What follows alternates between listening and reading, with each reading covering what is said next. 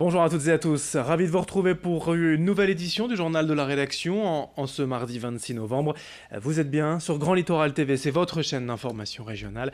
Voici en images en 8 minutes le journal de la rédaction. D'abord vos prévisions météo en ce mardi avec un nouveau front nuageux et pluvieux annoncé dans la région. Le ciel restera couvert et des averses sont prévues dans la journée. Notez aussi des rafales de vent de sud et donc un air doux. C'est peut-être là d'ailleurs le seul point positif de ces prévisions. 12 degrés aujourd'hui sur le littoral, de Dunkerque jusqu'au Touquet en passant par Saint-Omer. La météo complète bien sûr après ce journal. L'actualité au chapitre économique. Tout d'abord, 2 mois après la reprise des denteliers Noyon et Desailles, le nouveau dirigeant Pascal Cochet nous a ouvert les portes du site de la rue des Salines à Calais, où vous le voyez, les métiers à tisser continuent de tourner.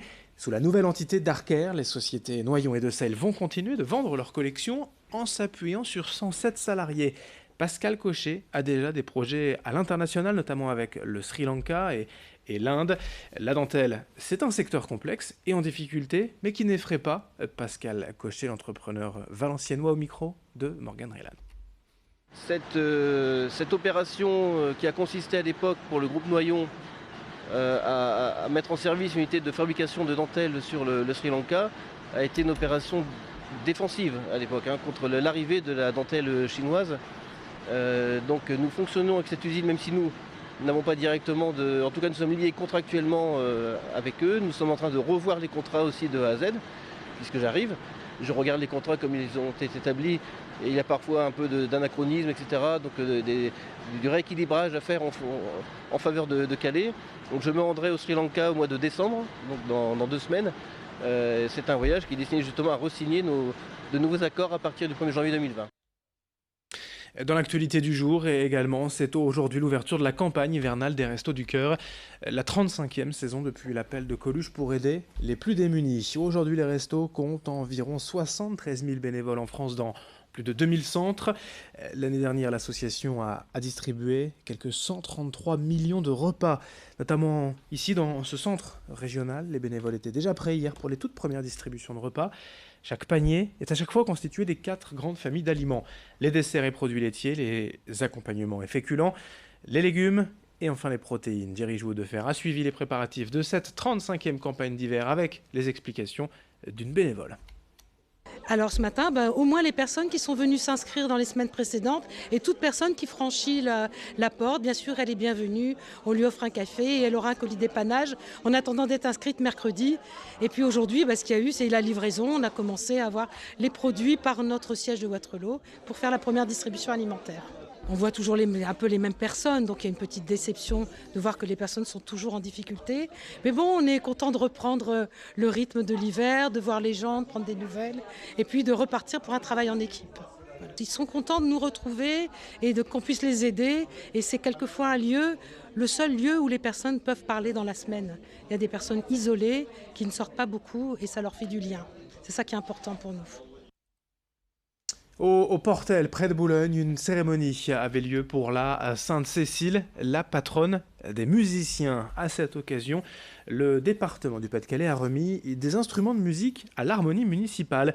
Ces dons sont importants pour l'orchestre, puisque bien souvent ces instruments coûtent cher pour les parents des enfants qui jouent à l'harmonie municipale, mais aussi pour l'association qui doit parfois prêter des instruments aux débutants. Les organisations et cérémonies de ce type pourraient difficilement, bien évidemment, subsister sans les fonds publics.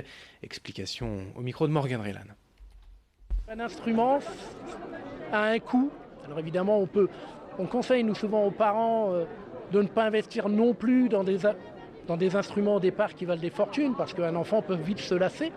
Et puis certains instruments aussi qu'il faut adapter à la taille de l'élève. Donc ça ne sert à rien non plus d'aller mettre 5 000 € dans un instrument. Ensuite, nous, on offre la possibilité sur la première année d'emprunter l'instrument gratuitement. Nous avons un partenariat avec la mairie qui permet aux parents d'acheter des instruments à crédit, 10 fois sans frais. Et puis nous avons une dotation en matériel de la mairie chaque année et régulièrement du conseil départemental. D'autres infos, d'autres images dans le reste de cette édition, on les salons des coiffeurs justes. C'est une question qu'on vous pose, connaissez-vous ces coiffeurs qui récupèrent vos cheveux, vos mèches pour dépolluer les océans. Il y en a peu pour l'instant dans la région.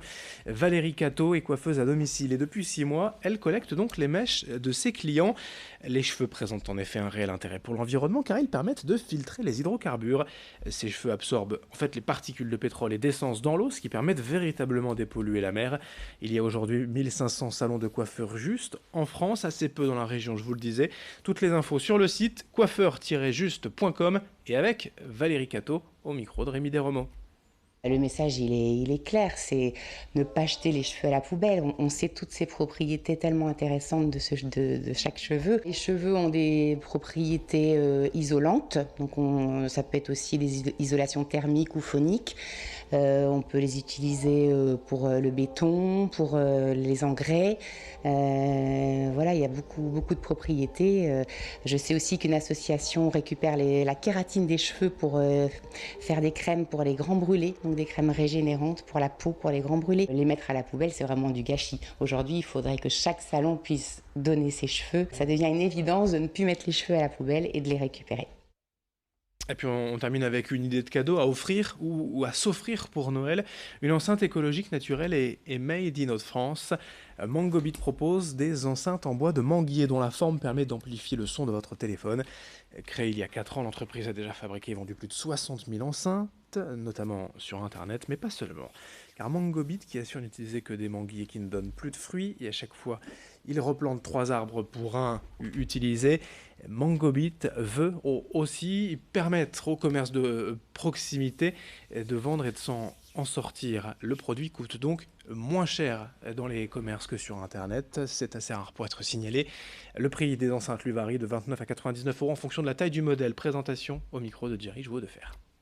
Nous, on veut faire que avec le manguier, vu que c'est un bois tropical qui pousse vite et qui est issu de plantation. Donc il n'y a pas de déforestation pour l'utiliser.